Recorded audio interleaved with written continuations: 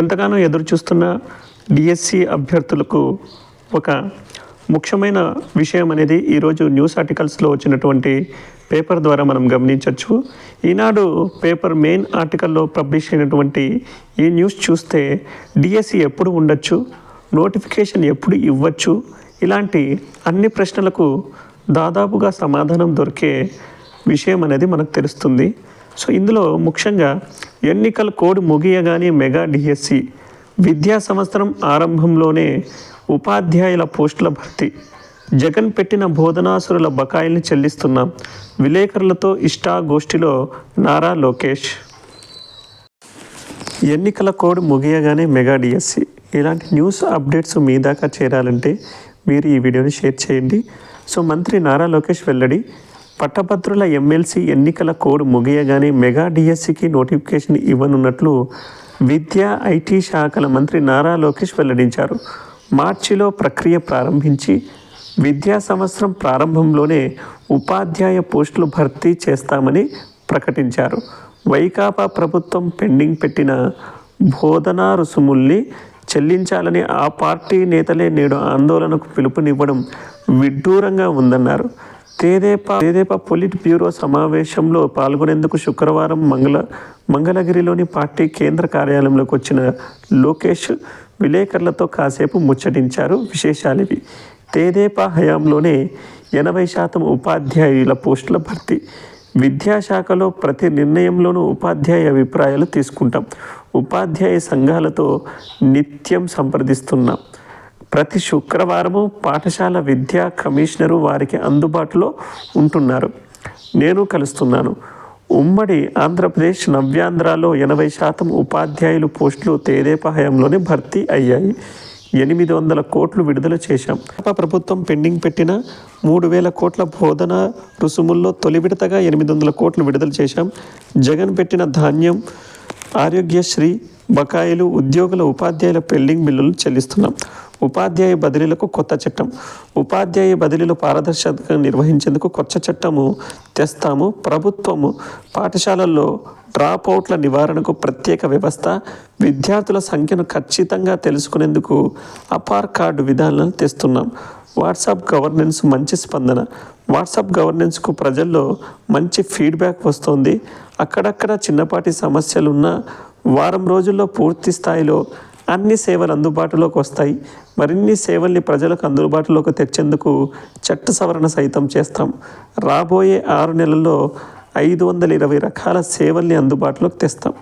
Party శ్రేణుల ఎదుగుదల కోసమే ఆ ప్రతిపాదన. పార్టీ నాయకులు శ్రేణుల ఎదుగుదల కోసం ఒక వ్యక్తి ఒక పార్టీ పదవిలో 3 సార్లు కంటే ఎక్కువగా ఉండకూడదు అనే ప్రతిపాదన తెచ్చాం. విస్తృత చర్చ తర్వాత దీనిపై నిర్ణయం తీసుకుంటాం. బూత్ కన్వీనర్ గ్రామ పార్టీ అధ్యక్షుడు కావాలి. మండల, నియోజకవర్గ, జిల్లా, రాష్ట్ర స్థాయికి ఎదగాలి. అందుకే ఈ విధానం. పోలీస్ దిగ్బంధంపై లోకేష్ అసహనం. పార్టీ కేంద్ర కార్యాలయంలో పోలీసులను పెద్ద ఎత్తున మోహరించడం, కార్యకర్తలు ఇబ్బంది పడడంపై లోకేష్ అసహనం వ్యక్తం చేశారు. భద్రతా నిధుల నిర్వహిస్తున్నటువంటి ఉన్నతాధికారుల్ని పిలిపించి మాట్లాడారు. పోలిట్ బ్యూరో సమావేశానికి ఇంతమంది పోలీసు అవసరమా అని ప్రశ్నించారు. సమస్యలు చెప్పుకోవడానికి వచ్చే పార్టీ శ్రేణుల్ని బందోబస్తు పేరుతో ఇబ్బంది పెట్టొద్దని ఇన్విజిటబుల్ పోలీసింగ్లను సూచించారు. ఆంధ్రప్రభ మెయిన్ ఆర్టికల్లో వచ్చినటువంటి న్యూస్: మెగా డిఎస్సి మార్చి 10 తర్వాత నోటిఫికేషన్, జూన్ జూలై నాటికి ప్రక్రియ పూర్తి, పారదర్శక బదిలీలకు ట్రాన్స్ఫర్ యాక్టు, ఉపాధ్యాయ సంఘాలతో సంప్రదింపుల తర్వాతే నిర్ణయం. పార్టీ శ్రేణుల ఎదుగుదల కోసమే పదవులపై కీలక నిర్ణయం, మంత్రి లోకేష్. మార్చి 10 తర్వాత నోటిఫికేషన్, జూన్ జూలై నాటికి ప్రక్రియ పూర్తి, పారదర్శక బదిలీలకు ట్రాన్స్ఫర్ యాక్టు, ఉపాధ్యాయ సంఘాలతో సంప్రదింపుల తర్వాతే నిర్ణయాలు. పార్టీ శ్రేణుల ఎదుగుదల కోసమే పదవులపై కీలక నిర్ణయం, మంత్రి లోకేష్. రాష్ట్రంలో ఎమ్మెల్సీ ఎన్నికల కోడ్ ముగియగానే డిఎస్సి నోటిఫికేషన్ ఇస్తామని విద్యా ఐటీ శాఖల మంత్రి నారా లోకేష్ వెల్లడించారు. మార్చిలో ప్రక్రియ ప్రారంభించి విద్యా సంవత్సరం ప్రారంభంలోనే టీచర్ల భర్తీ పూర్తి చేస్తామన్నారు. జూన్ లేదా జూలై నాటికి ఈ ప్రక్రియ పూర్తవుతుందని స్పష్టం చేశారు. శుక్రవారం పార్టీ కేంద్ర కార్యాలయంలో జరుగుతున్న పోలిట్ బ్యూరో సమావేశానికి వచ్చిన మంత్రి నారా లోకేష్ మీడియాతో కొద్దిసేపు చిట్ చాట్ చేశారు. ఈ సందర్భంగా ఆయన మాట్లాడుతూ ఉమ్మడి ఆంధ్రప్రదేశ్లోను నవ్యాంధ్రలోను 80% పైగా టీచర్ల నియామకం చేసింది తెలుగుదేశం ప్రభుత్వమే అన్నారు.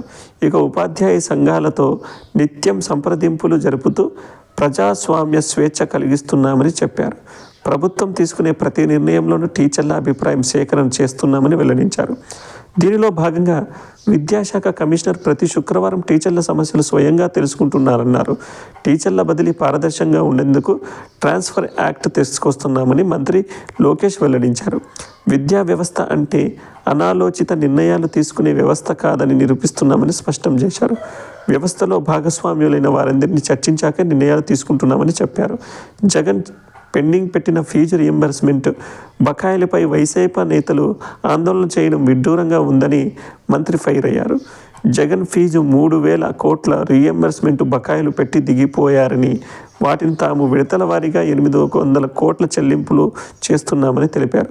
ఇక రైతులకు వైసీపీ పెట్టిన ధాన్యం బకాయిలు, పెండింగ్ బిల్లులు, ఉద్యోగుల బకాయిలు అన్నీ తామే తీరుస్తున్నామని వెల్లడించారు. ప్రభుత్వ పాఠశాలలో విద్యార్థుల డ్రాపౌట్స్ నివారణకు ప్రత్యేక వ్యవస్థ తీసుకొస్తున్నామని వివరించారు.